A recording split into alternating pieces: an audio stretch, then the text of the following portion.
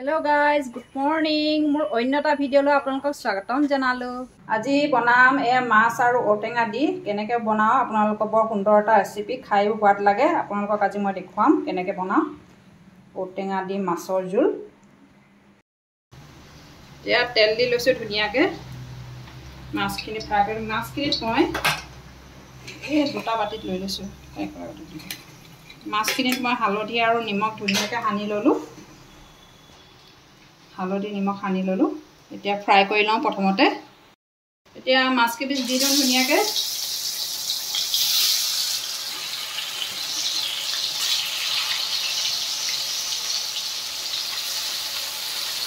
মাছ fry কৰোঁতে অলপ সাৱধানে হ'ব লাগে। মাছৰ যি ফুটন টপ তাপ ফুটে ভয়ে লাগে। গায়ে চায়ে কৰি বহি দিওঁ। ফ্ৰাই কৰি লওঁ ধুনীয়াকৈ। এইফালে ধুনীয়াকৈ মাছ ফ্ৰাই কৰি আছোঁ। মাছখিনি ধুনীয়া কালাৰ উঠিছে। এতিয়া নমাবলৈ হ'ব। মাছ ফ্ৰাই হৈ থাকে মানে মই ঔটেঙাখিনি কাটি লওঁ। ঔটেঙা এইবোৰ সৰু সৰু ঔটেঙা।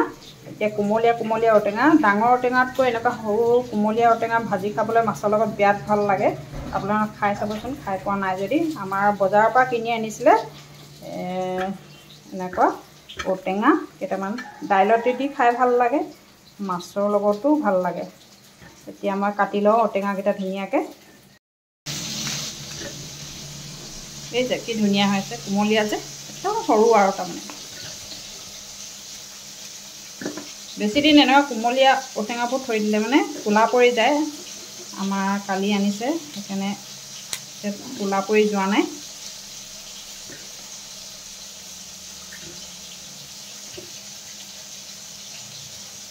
এইটো পেলাই দিম, এইখিনি পেলাই দিম।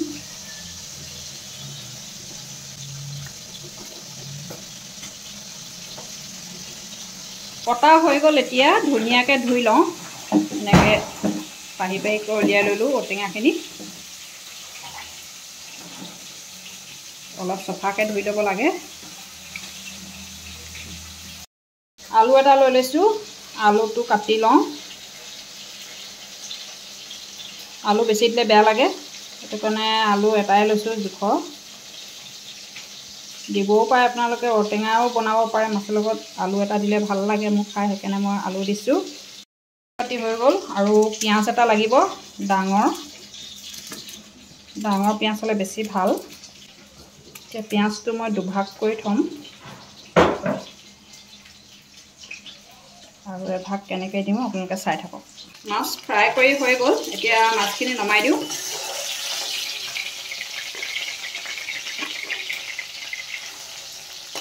মাছবিলাকত বহুত চৰ্বি আছে। একেবাৰে চৰ্বি গলি তেল অকণমানহে দিছিলোঁ, ঢেৰ তেল ওলালে। এতিয়া কাটি লোৱা পিঁয়াজখিনি দি দিওঁ। পিঁয়াজখিনি কালাৰ উঠিলে যেতিয়া হালধি দি দিছোঁ, মই তেলতে হালধি দিছোঁ। এতিয়া এই কাটি লোৱা আলুখিনি দি দিওঁ আৰু এই সোৱাদ অনুযায়ী নিমখ দি দিছোঁ। যিহেতু মই মাছৰ তেলখিনিতে আলুখিনি ভাজিছোঁ, মাছ ফ্ৰাই কৰোঁতে যিহেতু নিমখ দিয়া হৈছিলে, সেইকাৰণে মই ইয়াত বেছি নিমখ নিদিওঁ। অকণমান আলুখিনি কালাৰ অহালৈ ঢাকন দি দিম। এতিয়া আলুখিনি ধুনীয়াকৈ চাই লওঁ কি হৈ আছে। আলুখিনি কালাৰ ইমান ধুনীয়া উঠিছে। আলু কালাৰ আহিলে যেতিয়া এইখিনি কাটি লোৱা ঔটেঙাখিনি, আৰু মই এক্সট্ৰা পিঁয়াজ থৈছিলোঁ যে এই পিঁয়াজখিনি ঔটেঙাৰ লগত মিক্স কৰি দিছোঁ ভাঙি পেনে। ইয়াত ঔটেঙাখিনি দি দিওঁ।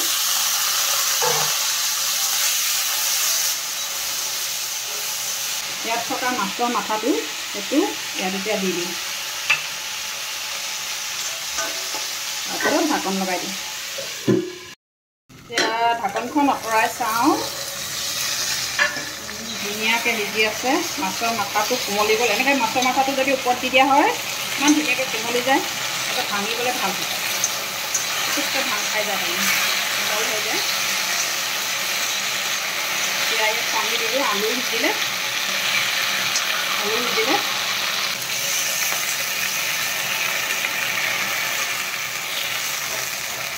পানী দিয়াৰ পিছত এতিয়া অকণমান উতলতা আহিবলৈ দিওঁ। আকৌ ঢাকনা লগাই দিওঁ। এতিয়া ঢাকনখন তুলি চাওঁ ইমানখিনি জোল আছে।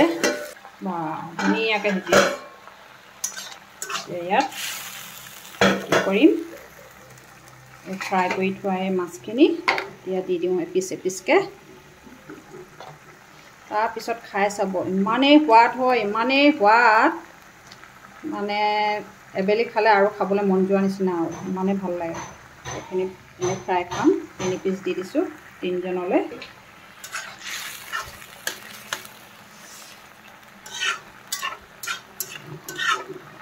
হৈ গ'ল মোৰ মাছৰ তৰকাৰী ঔটেঙা দিয়া মাছৰ তৰকাৰী ৰেডি এতিয়া পৰিৱেশন কৰিবলৈ লওঁ